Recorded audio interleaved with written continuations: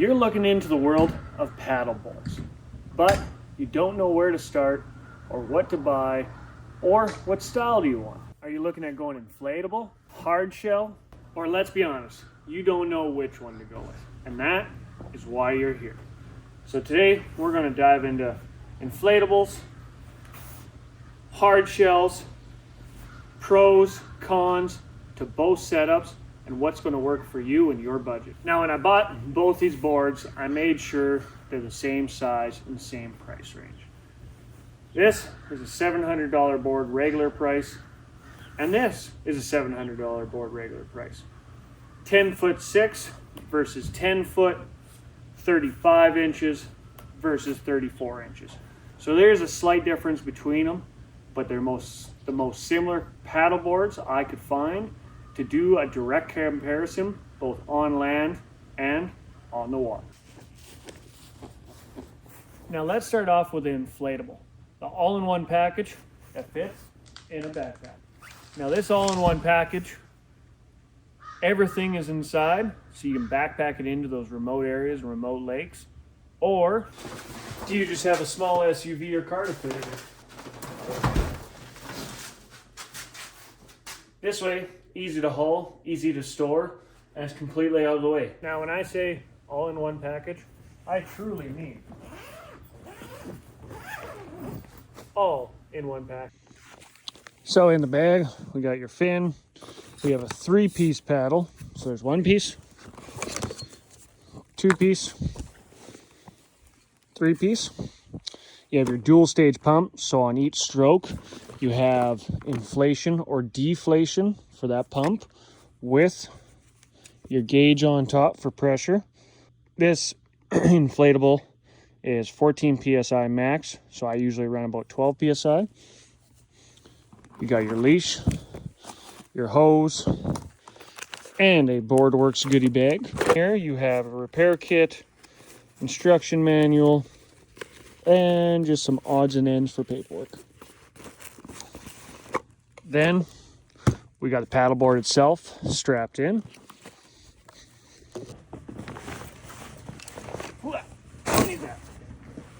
So with the paddleboard, we're first going to put on the fin, then we're going to get it inflated.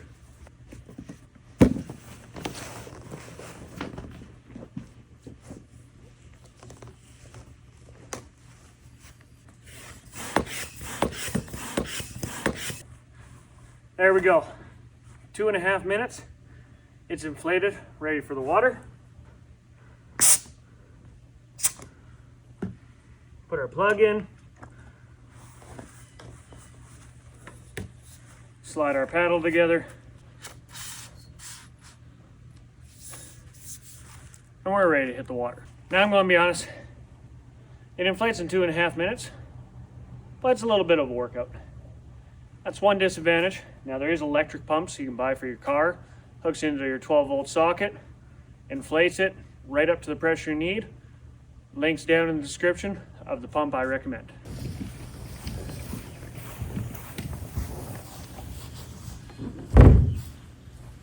Now, let's talk about the hard shell. Yes, I'm using a kayak dolly because this thing weighs 40 pounds, so it's like carrying around a kayak. And on a long walk to the beach, gets a little extra weight. Yes, I've done it. Yes, you can do it. But this is an easier way to haul.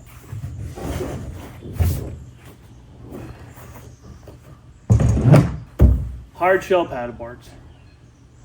Now, this is 10 feet long, 34 inches wide, and approximately 6 inches deep.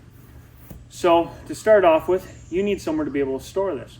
So if you live in an apartment, a studio, somewhere small, it's very hard to store this board. When it comes to hauling this, it's just like hauling a kayak.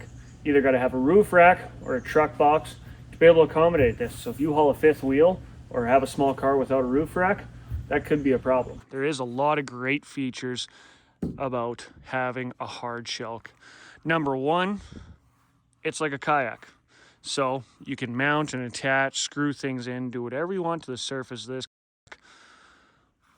With the added security of not worrying about puncturing a hole, hitting a sharp rock if you're doing rivers and stuff, it's less likely that you are going to break this kayak compared to an inflatable. Yes, it can still be broken, but it's less likely. So let's look at the features of this. So it's got a maximum of 230 pounds for this one. Of course, you can go bigger, allow for more weight. It's got the built-in rudder, which just flips down. So as you can see, it just flips down into place and then flips back up. We then have the nice padding all throughout, nice and secure, keep your grip. Carry handle. It came with the paddle. Then we have your typical bungees in the front to haul your extra gear, cup holder, whatever you want to do. And this one even has built-in GoPro mount. Let's now compare the bottom of the stand-up paddle boards, because one's a little faster, but one's a little bit more stable. And what's the differences? This has the nice tri-hull design. So as you can see, you have two dips.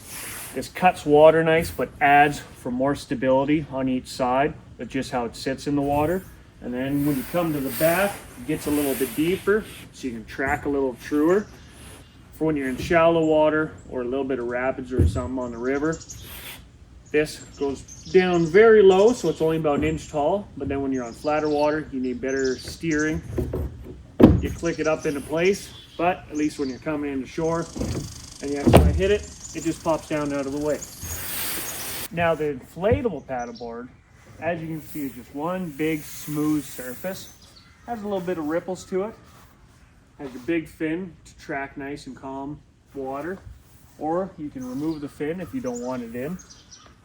So this allows for, because A, it's lighter than the hard shell and it's just a completely smooth surface, it allows it to be paddled a little bit easier and faster, but it does lack a little bit of stability just due to it's just one flat surface sitting on the water rather than that nice three hull design to help balance you. Let's hit the water, compare these side by side out on the water. Now, don't be another statistic, weigh your PFD, it saves lives.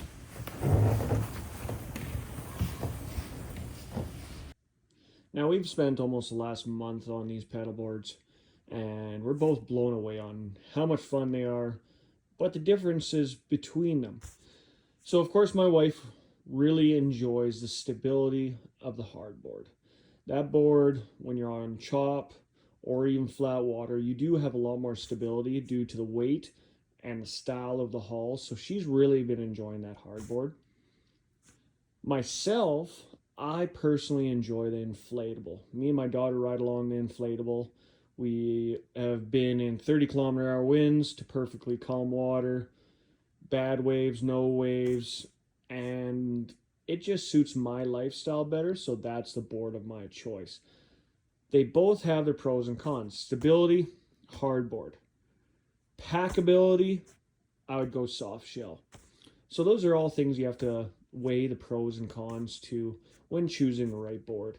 Now, the BoardWorks board, I do really like the quality of it, and I was out on a friend's BoardWorks hardboard, and I wish I would have actually spent the money and got that one instead of the Horizon board we got. So we will actually be upgrading because the quality was just much better for the same price. But these are all things you need to consider, and that's why I'm hoping this video can help you decide which board you're going to choose and how you're going to get on the water. So stay safe out there. Please remember to like, subscribe, and we'll see you next week.